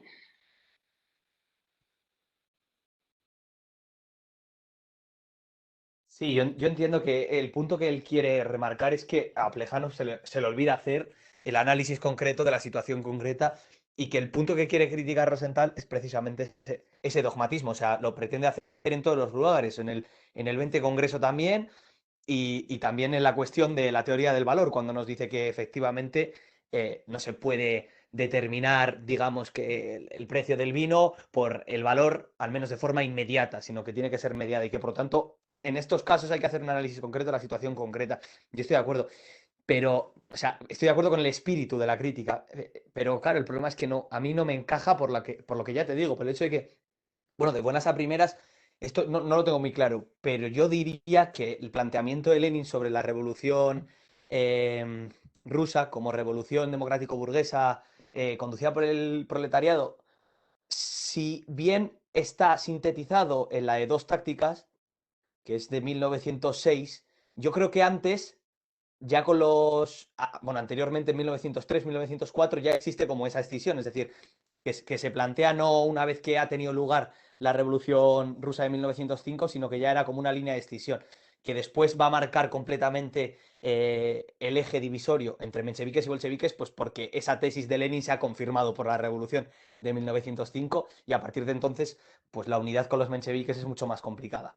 Pero yo creo que, bueno, es algo que ya tenía en la mente Lenin cuando realiza un análisis de las revoluciones burguesas del siglo XIX y ve cuál es la trayectoria en Alemania, fundamentalmente. Cosa que podrían haber hecho Marx y Engels, probablemente, pero que por su contexto histórico quizá no lo hicieron, en el sentido de que, bueno, que las condiciones rusas son distintas y bueno, Marx y Engels apostaban por la constitución del proletariado como clase en sí, después la presión a la burguesía para que llevara a cabo la revolución, no que el proletariado fuese a hacer esa revolución. Creo que Lenin en este aspecto apuesta por una subjetividad mayor del proletariado en las condiciones rusas, donde la teoría de Marx y Engels básicamente conduce, en este caso, a la subordinación a la burguesía liberal. Pero yo creo que, bueno, que la premisa de Plejánov es errónea en sí. O sea, que yo entiendo que parte una premisa errónea. Sí. Adelante, Enrique. Sí, Enrique va a defender a Trotsky. claro, obvio. Yo creo que no es tan simple, David. No, efectivamente, Marx en la carta a la Liga de los Comunistas refiere y no acuña, menciona el concepto de revolución permanente. Pero decir que a partir de ahí Trotsky saca la conclusión es verdaderamente simplista, ¿no? ¿Por qué razón? Mira, el Trotsky tiene todo un desarrollo teórico que son las tesis de la revolución permanente, con las que estaba Stalin. Trotsky desarrolla un aspecto teórico fundamental en una obra fundamental de Trotsky que se llama 1905, Resultados y Perspectivas, que es que la ley del desarrollo desigual y combinado. En él, efectivamente, Trotsky dice que los procesos históricos no pasan como el ferrocarril pasa por las estaciones, sino hay un retroceso, un avance, una posibilidad en el desarrollo de la revolución. Y algo que afirma claramente es que sí, la burguesía rusa es una burguesía ya incapaz de llevar hasta sus últimas consecuencias su tarea histórica, el gobierno provisional, el gobierno de Kerensky. Y de ahí emanan, surgen y se fundamentan la teoría de la revolución permanente. Ahora, yo no creo, por ejemplo, que en América Latina, los partidos comunistas, incluido el de México, el estalinista Partido Comunista Mexicano, asesino de Trotsky con Lombardo, o los comunistas chilenos, argentinos, llegaron a la conclusión de que en América había que esperar que la burguesía asumiera el poder, que la burguesía cumpliera su rol histórico para hablar del socialismo. Y esa es una visión que no tiene que ver con falta de premisas, le diría yo al compañero que habló. No es un asunto de tener metida la lógica formal en el cerebro. Son posiciones políticas que derivaban de una concepción evolucionista, unilineal de la situación política. Y bueno, puede ser que tengamos una discusión mucho más profunda al respecto. Yo diría, por ejemplo, el 20 Congreso del PECUS supuestamente es contra Stalin, pero también mantiene la posición del pacifismo stalinista de la época. Y la prueba de esas, si lo consideramos en Rosenthal una premisa, yo diría que Rosenthal utilizó premisas falsas o que las premisas que utilizó no fueron las adecuadas o las correctas. La realidad es otra hoy. La realidad de la guerra está ahí hoy presente. Entonces, simplemente no estoy defendiendo a Trotsky, digo, utilicemos el método correcto, veamos que las cuestiones no son tan simples, ni fueron tan simples entonces. Si yo dijera y concluyo que el planteamiento de Lenin en las tesis de Abril es el mismo planteado por Trotsky en las tesis de la Revolución Permanente, podíamos debatirlo. Gracias.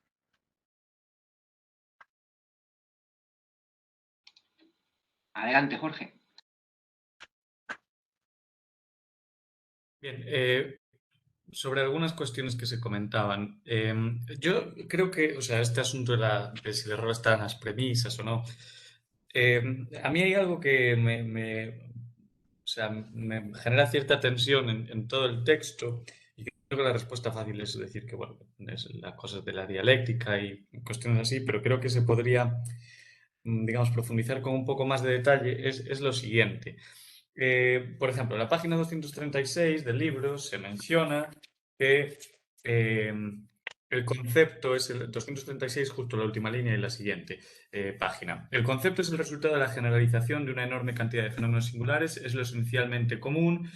Bueno, y añado yo, asumo entonces que el concepto capta la esencia de las cosas y por lo tanto su verdad. Y el concepto, por tanto, además es general. Claro, ¿qué pasa? Que si el método dialéctico, que no se puede formalizar, pero que sí que se pueden establecer unos rasgos, exige que partamos de la realidad concreta, cosa que me parece razonable y estoy de acuerdo, hay cierta tensión entre la idea de concepto y el método dialéctico, porque el concepto que capta la esencia es, por definición general, pero para comprender los hechos o comprender, digamos, o llegar a razonamientos adecuados, tenemos que partir de lo particular, de las circunstancias concretas. Entonces, creo que hay como esa tensión que, bueno, que creo que no es que tenga imposible solución, pero que sí que me plantea ciertas dudas, ¿no? Creo que se podría profundizar un poco más sobre esa aparente tensión, ¿no? Entiendo que en cierto modo, claro, lo que plantea Rosenthal es, da igual que la premisa fuese acertada o incorrecta, aunque la premisa fuese completamente acertada, si no se tienen en cuenta las particularidades de una situación, esa premisa general no va a, digamos, ofrecer una solución adecuada al caso concreto. Pero... pero a la vez entiendo que en cierto modo se puede concluir que la premisa inicial es errónea, porque no capta la esencia de un conjunto de fenómenos. Capta la esencia del fenómeno de la revolución democrático-burguesa en un determinado periodo, en una serie de limitaciones o de un conjunto de fenómenos que han sido revoluciones democrático-burguesas, pero no capta otro fenómeno. Imaginemos la revolución, bueno, la revolución en Rusia en 1905 o bueno, 1917 febrero, o no sé, no sé, digamos, a cuál se está refiriendo en este caso. Y por tanto, si queremos seguir hablando de revolución democrático-burguesa, incluyendo también el fenómeno de la revolución rusa de aquella época, tenemos que reformular las generalidades que incluimos en el concepto de revolución democrático-burguesa. Por tanto, la premisa inicial era falsa. No es cierto que sí existe una revolución democrático-burguesa, por tanto, o entonces la burguesía la lidera o la ha de liderar. Por eso creo que, bueno, sería interesante, o al menos yo no llego a, digamos, a comprender en toda la profundidad esta conexión entre una metodología particularista y una idea de esencia generalista por la propia concepción o el propio concepto de esencia o de concepto, valga la redundancia, que ofrece Rosenthal. Ya digo que no creo que esto sea carente de solución, ¿no? Lo que exige es que los conceptos, como menciona Rosenthal en varios momentos, que fluyan y vayan incorporando nuevas experiencias y vayan, digamos, alterando las condiciones que se incluyen en dicho concepto. Pero, bueno, me parece que esa relación entre el particularismo y la generalidad del concepto es bastante interesante y que no, bueno, no me hubiese gustado un poco más en el libro. No sé si ya lo poco que queda se tratará, pero me parece que es un asunto a trabajar en mayor profundidad, vaya.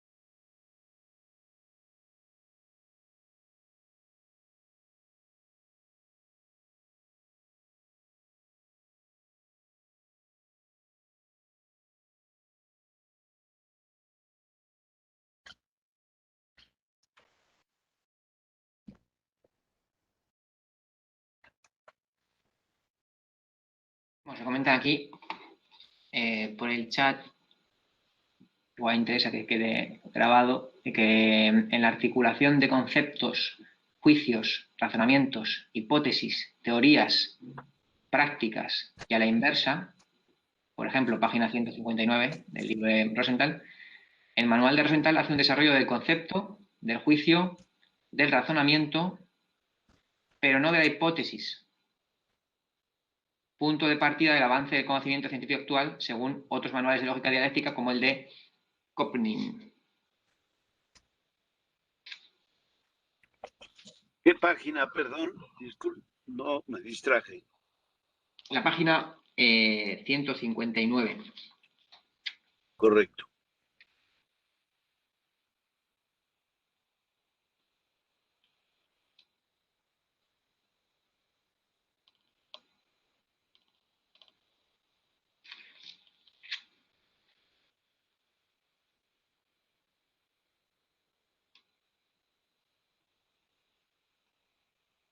Yo, bueno, tenía dos comentarios. Uno era respecto a lo que ha dicho Adrián, que tendría que consultarlo, porque yo ahora no, de memoria no lo recuerdo con claridad, pero si no me equivoco, en torno a la Comuna de París, Marx y Engels intercambian algunas cartas, escriben sobre la incapacidad de la burguesía alemana de llevar a término la revolución y de cómo, es que no sé si también lo dicen de la revolución del 48-49, de cómo se echa en la... Diría yo. ¿Cuándo? En el 48 y 49, ¿eh? Yo creo que es en el 18 Brumario o alguna de esas, o la circular del Comité Central del Partido de la Liga de los Comunistas, alguno de esos, yo creo que es. O sea, cómo la burguesía se echa en los brazos del absolutismo y de los Junkers antes de aliarse con el proletariado para derribar los restos del feudalismo, ¿no? O sea, esa circunstancia la habían analizado, ¿no? Y, en fin.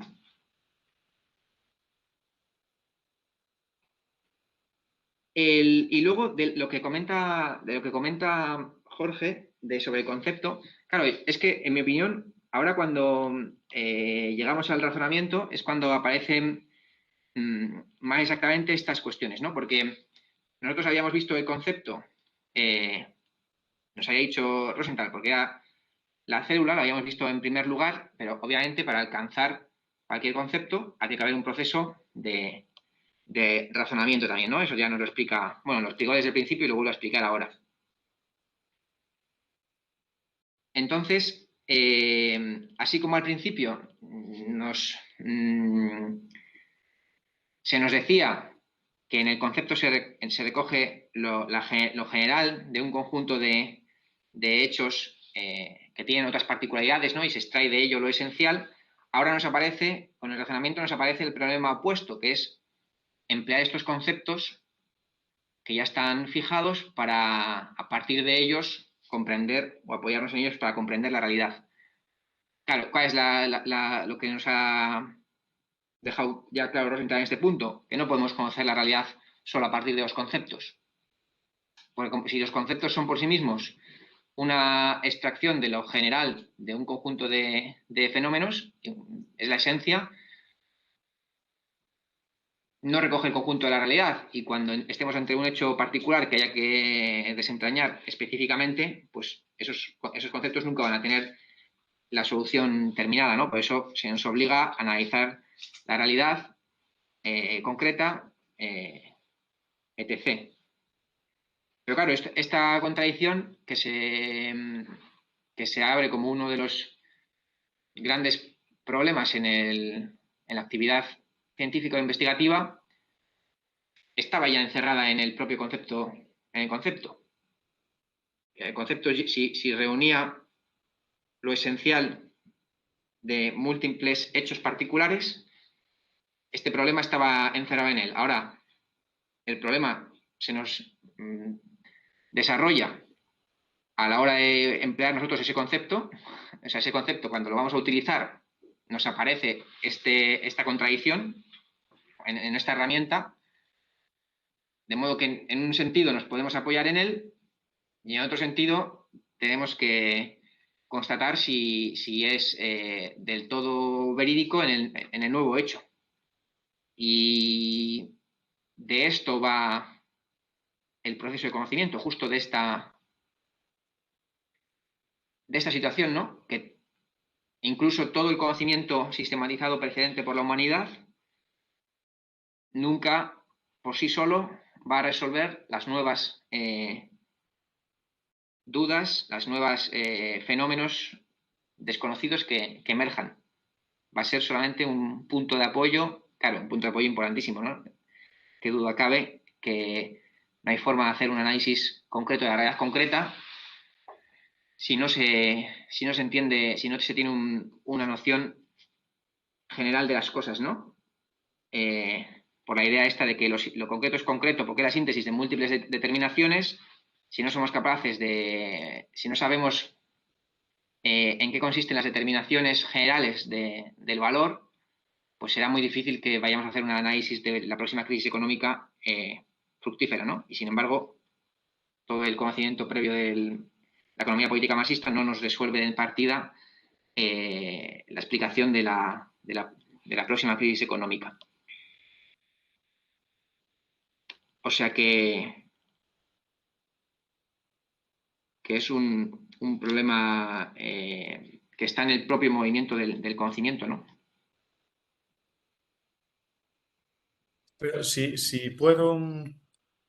Claro, hay una cuestión un tanto. O sea, a mí lo que me perturba es. Vale, hay que incorporar hechos particulares, hay que revisar hechos particulares a la luz del concepto y retocar el concepto con esos hechos particulares. Pero sin embargo, por poner un ejemplo, es un ejemplo muy estúpido, pero yo creo que puede. O sea, llegamos a la conclusión que en vez de decir la revolución de febrero del 17 no era una revolución democrática burguesa porque no cumple con el concepto que estábamos manejando, porque no es necesario que la liderase la clase burguesa, hemos llegado a la conclusión de que ese rasgo no forma parte de la esencia del concepto y que lo estábamos, digamos, vinculando de manera errónea. Estábamos asumiendo erróneamente que para que algo sea una revolución democrático-burguesa, quien tiene que liderarlo es la burguesía.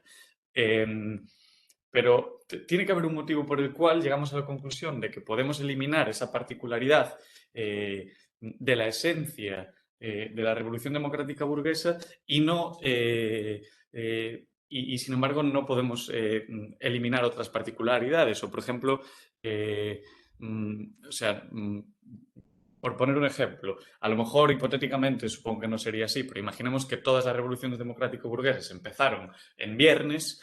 Sabemos que eso no forma parte de la esencia de una revolución democrática burguesa, aunque hay esa correlación, por así decirlo, porque no hay causalidad. Pero ¿cómo llegamos a la conclusión o cómo, no sé cómo explicarlo, ¿no? Pero ¿cómo sabemos que determinados hechos particulares sí que hay que tenerlos en cuenta y otros no a la hora de definir el concepto? Porque, bueno, sin más, no sé si se entiende un poco la cuestión.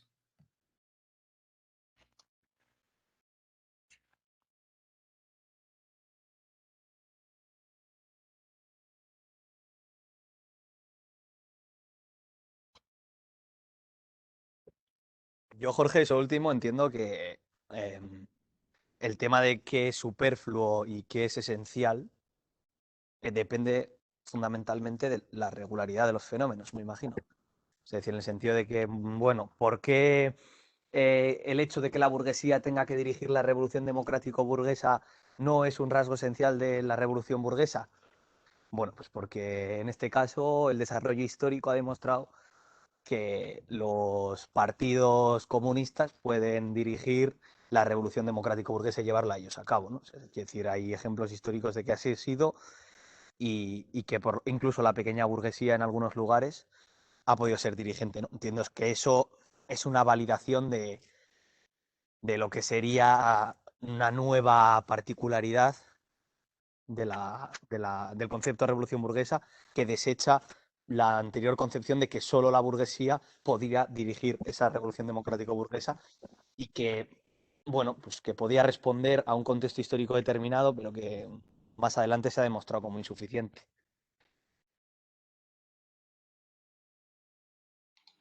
Claro, yo justo también iba a hacer énfasis en lo que has dejado para el final, y eso es lo que insiste mucho Rosenthal, que es ya una revolución burguesa que se inicia en el contexto del imperialismo, ¿no? O sea, que ya no es solamente... O sea, ya es una revolución burguesa en una nueva situación mundial. O sea, ha cambiado el hecho. Sí, sí, y eso, fundamentalmente eso, que no lo he dicho, pero sí, sí.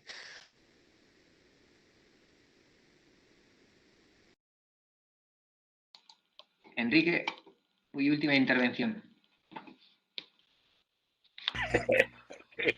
Ya nos vamos. No, Porque nos echan aquí. última para mí o última de la sesión. Para mí, hoy que he No, no, abierto la boca. De más. no, Bien. en general, última en general. Bien, yo creo que en esto último que se comentó, hay que considerar lo que Rosenthal llama el historicismo. Que no me gusta cómo utiliza el concepto, pero lo entiendo. O sea, es el papel de la historia. Entonces, las revoluciones democrático-burguesas tuvieron su momento histórico. Y ese momento histórico también tuvo su decadencia, si estamos aplicando todo lo que hemos aprendido con la lógica dialéctica.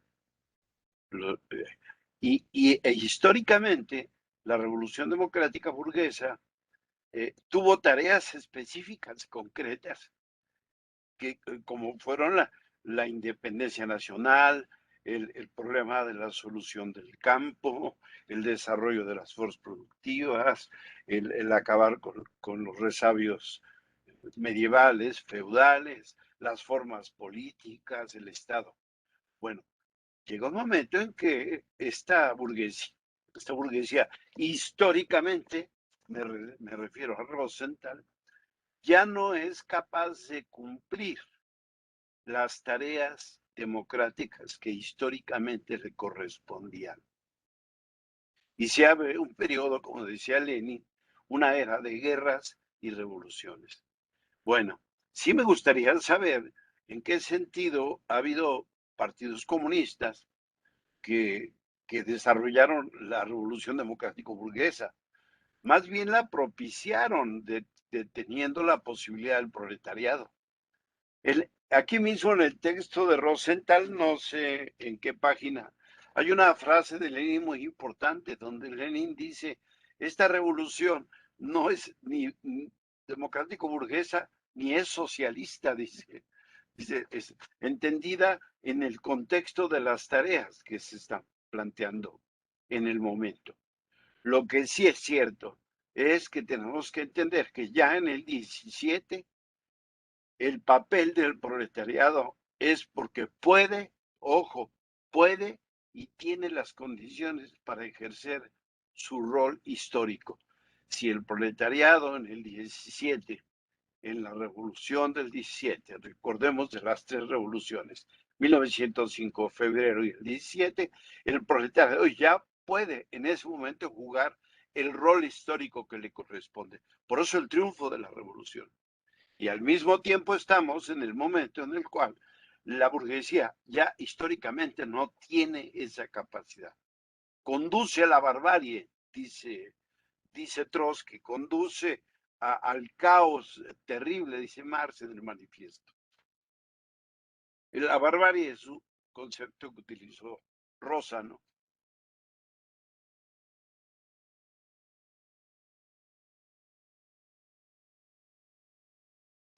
Bueno, pues tenemos que cerrar porque aquí ya nos echan, ya vamos con retraso, así que nos vemos en 15 días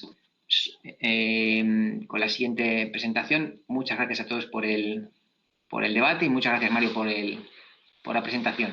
Perdón por la irrupción, el cierre rápido, pero es que no nos queda otra. Estamos aquí en la uni y tenemos que cerrar. Venga, hasta dentro de 15 días. Gracias a ti. Entendido.